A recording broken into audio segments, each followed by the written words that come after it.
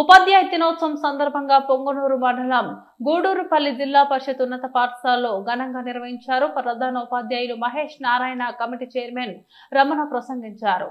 ప్రధానోపాధ్యాయులు మాట్లాడుతూ ఉపాధ్యాయుడు నిత్య కృషివలుడని, సంఘంలో గౌరవాన్ని పొందే వ్యక్తిని, మహోన్నతులైన వ్యక్తులను తయారు చేసే కర్మాగారమే పాఠశాల. అలాంటి పాఠశాలలో పనిచేసే ఉపాధ్యాయులు ఎంతో మహోన్నతులని కొనియాడారు.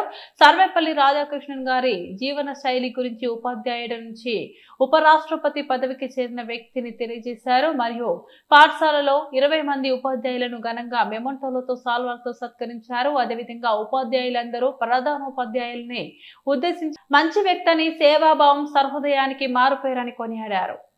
గ్రామస్తుల, విద్యార్థుల తల్లిదండ్రులు, కమిటీ మెంబర్లు ఈ కార్యక్రమంలో పాల్గొన్నారు. ఉపాధ్యాయులు టిఆర్ రాజేష్ మాట్లాడుతూ చీకటిని పారద్రోలి అజ్ఞానాంధకారం నుంచి జ్ఞానాన్ని వికసింపచేసే వ్యక్తి ఉపాధ్యాయుడని నుంచి చెప్పడం జరిగింది. విద్యార్థులతో సేవాభావం, దానగుణం, క్రమశిక్షణ కలిగి ఉండాలని తెలియజేశారు.